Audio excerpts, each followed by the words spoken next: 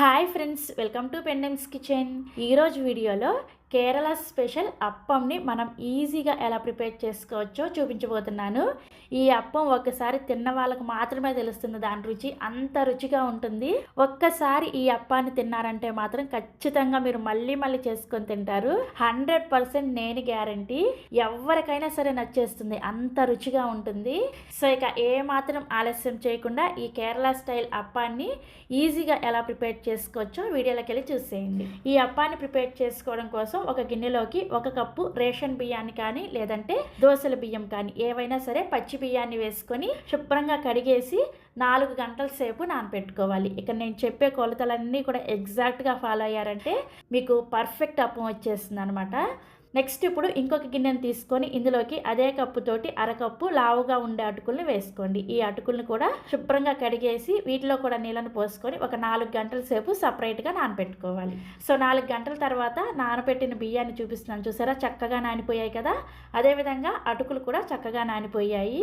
ఇప్పుడు ఈ బియ్యంలో ఉన్న ఎక్స్ట్రా నీళ్ళన్నీ కూడా తీసేసి బియ్యాన్ని మిక్సీ జార్లోకి వేసుకొని తగినన్ని నీళ్ళను పోసుకుంటూ బియ్యాన్ని కొంచెం అంటే ఒక 50% గ్రైండ్ అయ్యే విధంగా గ్రైండ్ చేసుకోవాలి. చూసారా బియ్యం ఇలా కొంచెం రవ్వలాగా గ్రైండ్ అయిన తర్వాత ఇప్పుడు ఇందులోకి మనం ముందుగా నానబెట్టుకున్న అటుకులు మొత్తాన్ని కూడా వేసేసుకోండి. అన్నిటినీ కలిపి ఒకేసారి వేసుకొని గ్రైండ్ చేసుకున్నారనుకోండి బియ్యం మనకి నలగడానికి కొంచెం ఎక్కువ టైం పడుతుంది అనమాట.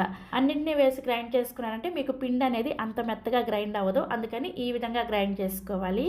అటుకులు వేసుకున్న తర్వాత ఇందులోకి 1/2 కప్పు పచ్చి కొబ్బరి తురుముని వేసుకోండి. పచ్చి కొబ్బరికి వెనకాల ఉండే బ్రౌన్ పార్ట్ మొత్తం తీసేసి తురుముకొని వేసుకోవాలి. ఇందులోనే తగినన్ని నీళ్ళని ఒకేసారి కాకుండా కొద్దిగా నీళ్ళని వేసుకుంటూ పిండిని బాగా మెత్తగా గ్రైండ్ చేసుకోవాలి. పిండి మీరు మెత్తగా గ్రైండ్ చేసుకుంటేనే చక్కగా పులుస్తుంది అనమాట. చూసారా పిండి కన్సిస్టెన్సీ కూడా ఈ విధంగా ఉండాలన్నమాట.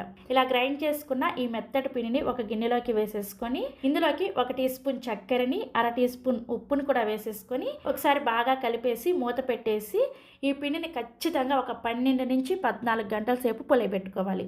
మీరు ఈ అప్పం పిండిని ఎంత బాగా పులియబెడతారో మీకు అప్పం అనేది అంత రుచిగా వస్తుంది అనమాట. అలాగే గ్రైండ్ చేసిన పిండిని కొంచెం వేడిగా ఉండే ప్లేస్లో పెట్టారనుకోండి పిండి చక్కగా తొందరగా పులుస్తుంది అనమాట. సో నేనైతే ఒక 12 గంటల సేపు పిండి పులిసిన తర్వాత చూపిస్తున్నాను. చూసారా పిండి పైన నురగల్లాగా వచ్చి ఎంత బాగా పొంగిందో చూసారా. మనం ఇందులో మినప్పప్పు కానీ మెంతులు కానీ ఏమీ వేయలేదు, అయినా కానీ చూసారా పిండి అంత చక్కగా పొంగిందో. మనం కొబ్బరి అలాగే చక్కెర వేసుకున్నాం కదా, దానివల్ల పిండి ఈ విధంగా పొంగుతుంది అనమాట. ఇలా పొంగిన పిండిని ఒకసారి బాగా కలుపుకొని ఇందులోకి మీరు కావాలంటే రుచిని చెక్ చేసుకొని సాల్ట్ని కొద్దిగా వేసుకొని కలుపుకోండి. నాకైతే పర్ఫెక్ట్గా సరిపోయింది. అలాగే పిండి కన్సిస్టెన్సీ కూడా చాలా ఇంపార్టెంట్. ఈ విధంగా ఉండాలన్నమాట పిండి కన్సిస్టెన్సీ. ఇంతకన్నా పలుచగా ప్రిపేర్ చేసుకోవద్దు, ఇంతకన్నా గట్టిగా ప్రిపేర్ చేసుకోవద్దు. సో మనం అప్పం వేసుకోవడం కోసం పిండి రెడీ అయిపోయింది. ఇప్పుడు అప్పం వేసుకోవడం కోసం ఈ విధంగా స్పెషల్గా అప్పం ప్యాన్స్ దొరుకుతాయి అనమాట. నేను ఇది ఆన్లైన్లో కొనుక్కున్నాను. మీకు ఎవరికైనా లింక్ కావాలంటే ఈ వీడియోకి ట్యాగ్ చేస్తాను, ఒకసారి చెక్ చేయండి. ఇదైతే నాన్ స్టిక్ అప్పం ప్యాన్ అనమాట. ఐరన్ ప్యాన్స్ కూడా దొరుకుతాయి. ఐరన్ ప్యాన్ అయితే కొద్దిగా నూనెని అప్లై చేసుకొని చేసుకోవాలి. ఇదైతే నాన్ స్టిక్ కాబట్టి ఒక్క చుక్క నూనె కూడా వేసుకోవాల్సిన అవసరం లేదు. ఈ ప్యాన్ వేడైన తర్వాత ఈ విధంగా మధ్యలోకి ఒక గరిటెడు పిండిని వేసుకొని ఈ ప్యాన్ అంతా కూడా పిండిని ఈ విధంగా స్ప్రెడ్ చేసేసుకొని అంచుల వెంబట పలుచగా ఉంటుంది, మధ్యలో ఇది ఫ్లఫీగా వస్తుంది అనమాట. ఇలా స్ప్రెడ్ చేసుకున్న తర్వాత మిగిలిన పిండిని మధ్యలో వదిలేసేయండి. ఈ విధంగా స్ప్రెడ్ చేసేసుకొని మూత పెట్టేసి మీడియం ఫ్లేమ్లోనే ఒక 2 నిమిషాల పాటు కుక్ చేసుకోవాలి. సో 2 నిమిషాల తర్వాత మూత తీసి చూస్తే చూసారా అంచుల వెంట క్రిస్పీగా అలాగే మధ్యలో వచ్చేసి ఇలా సాఫ్ట్గా ఉంటుంది అనమాట. చాలా చాలా బాగుంటుంది. అప్పం మీద వచ్చిన హోల్స్ చూస్తేనే మీకు అర్థమైపోతుంది ఎంత సాఫ్ట్గా ఉంటుంది అనేది. నాన్ స్టిక్ ప్యాన్ కాబట్టి చుక్క నూనె లేకుండా చక్కగా ప్రిపేర్ చేసేసుకోవచ్చు. ఇక నేను చూపించిన కొలతలతో మీరు పిండిని రెడీ చేసుకున్నట్టయితే ఒక 8 నుంచి 9 అప్పాలు రెడీ అవుతాయి అనమాట. నిజం చెప్పాలంటే ఈ అప్పం ప్రిపేర్ చేసిన రోజు నాకైతే సగం ముక్కే మిగిలింది అనమాట. మా ఇంట్లో వాళ్ళందరూ కూడా చాలా బాగున్నాయని ఇష్టంగా తిన్నారు. మనం తినకపోయినా పర్వాలేదు, ఇంట్లో వాళ్ళు ఇష్టంగా ఉన్నాయని తింటే చాలు మన కడుపు నిండిపోతుంది కదా. ఆడవాళ్ళకి అదే కదా కావాలి.